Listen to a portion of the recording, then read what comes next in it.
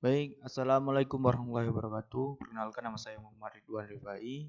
Saya akan menjelaskan alur produksi benih kacang tanah, yaitu tugas dari produksi benih. Yang pertama kita masuk ke persiapan produksi. Persiapan produksi terdapat yaitu penentuan lokasi. Yang pertama-tama, penentuan lokasi benih dengan mutu genetik dan mutu fisiologis yang tinggi hanya dapat dihasilkan dari pertanaman di lingkungan yang tepat. Kemudian pada persiapan produksi terdapat pemilihan varietas unggul. Gunakanlah hanya varietas unggul karena produktivitasnya yang tinggi serta beberapa keunggulan yang dimiliki. Saat ini telah tersedia varietas unggul baru kacang tanah yang sesuai untuk lahan. Kemudian terdapat penyiapan benih sumber. Pemeriksaan benih sumber harus dilakukan sebelum benih ditanam. Kemudian kita masuk ke proses produksi. Di bagian proses produksi ini terdapat penyiapan lahan. Di dalam penyiapan lahan ini diantaranya bedengan dibuat saluran dengan kedalaman 20 sampai 30 cm dan lebar 30 cm yang akan berfungsi sebagai saluran drainase untuk mengurangi kelebihan air sekaligus sebagai saluran irigasi. Kemudian tanam. Pada penanaman benih secara tunggal kedalaman 2 sampai 3 cm, jarak tanam 40 cm kali 10 cm atau 35 cm kali 10 cm. Satu biji satu lubang jarak tanam. Kemudian terdapat pemupukan. Untuk tanaman kacang tanah dianjurkan untuk melakukan pemupukan walau lahan yang digunakan telah bagus. Terus takaran pupuk yang digunakan sekitar 50 gram urea, 100 kg SP36. Kemudian kita ke pengendalian gulma. Pengendalian gulma dapat dilakukan dengan menggunakan mulsa jerami maupun dengan penyiangan dan penyemprotan herbisida. Kemudian ada pengairan. Pengairan dilakukan pada fase pertumbuhan tanaman yang sangat peka terhadap kekurangan air adalah awal pertumbuhan vegetatif 15 sampai 20 hari setelah tanam. Kemudian saat berbunga, saat pengisian polong. Kemudian terdapat pengendalian hama. Pengendalian hama dilakukan berdasarkan pemantauan, pengendalian hama secara bercocok tanam atau kultur teknis, dan pengendalian secara hayati atau biologis. Pengendalian secara kultur teknis antara lain penggunaan mulsa jerami atau pengolahan tanah. Kemudian pengendalian penyakit. Penyakit utama pada kacang tanah adalah karat daun atau Pusina archaeidis dan penyakit bercak daun. Kemudian kita masuk ke pemeliharaan mutu genetik. Benih bermutu, baik mutu fisik secara genetik, memiliki kontribusi penting untuk produksi tanaman.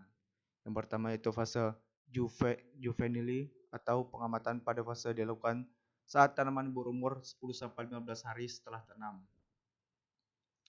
Kemudian fase berbunga. Warna bunga hampir semua bunga tanam kacang tanah berwarna kuning. Saat berbunga, yakni saat 50% tanaman sudah berbunga pada kacang tanah, kisaran terjadi antara 21 sampai 27 hari. Warna dan kerapatan bulu pada tangkai dan helai daun kacang tanah tidak setebal kedelai. Kemudian pada fase berpolong, kemudian kita masuk ke teknologi pasca panen.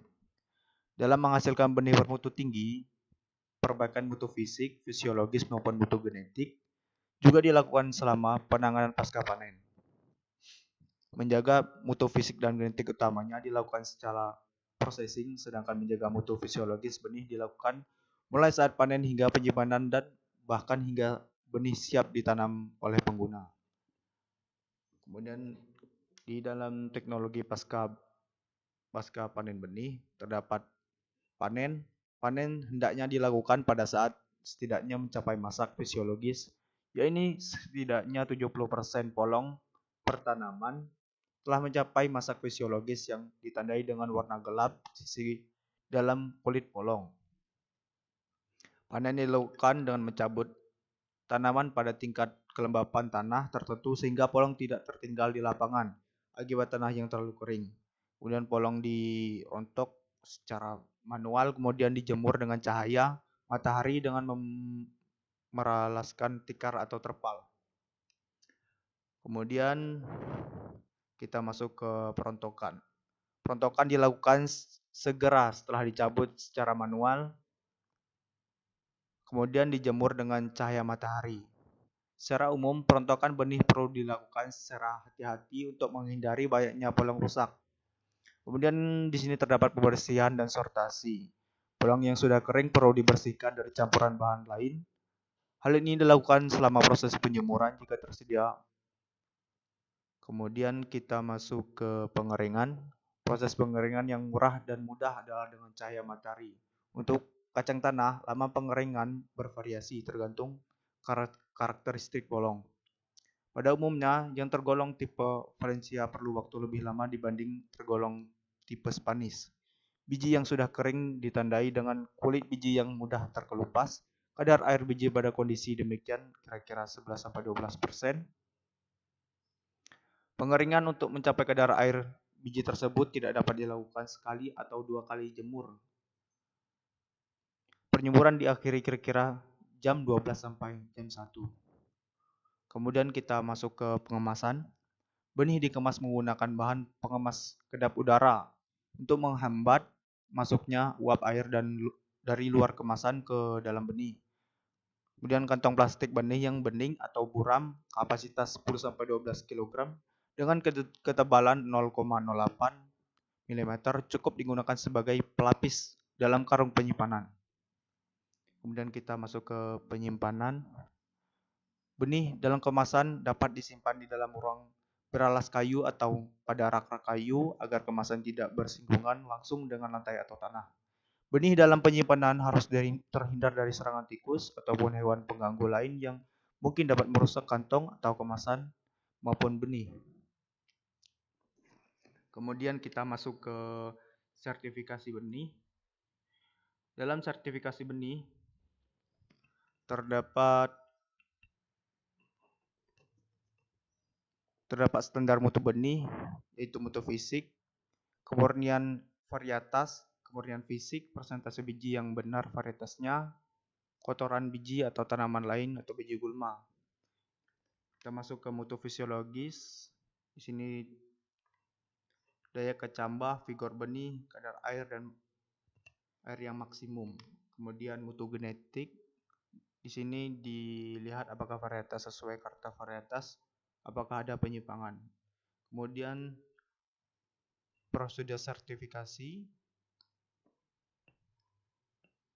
Permohonan sertifikasi diajukan ke instansi yang berwenang, misalnya BPSB atau Balai Pengawasan dan Sertifikasi Benih. Sebelum tanam, pengajuan melampirkan data benih, sumber peta lahan, varietas label, dan informasi mutu benih sumber.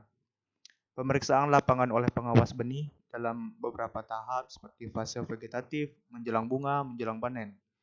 Kemudian dilakukan pemeriksaan alat dan peralatan yang digunakan seperti kebersihan, bebas kontaminasi varietas lain.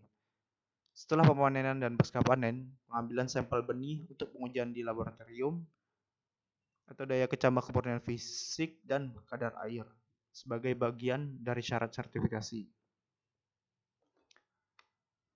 Setelah memenuhi semua persyaratan benih, diberikan sertifikat mutu dan label resmi. Label mencantumkan varietas, kelas benih, asal, masa berlaku, kadar air, daya kecambah, pemilik atau pengawas benih. Kemudian setelah dilakukan sertifikasi benih siap disebarkan. Sekian dari saya akhiri. Wassalamualaikum warahmatullahi wabarakatuh.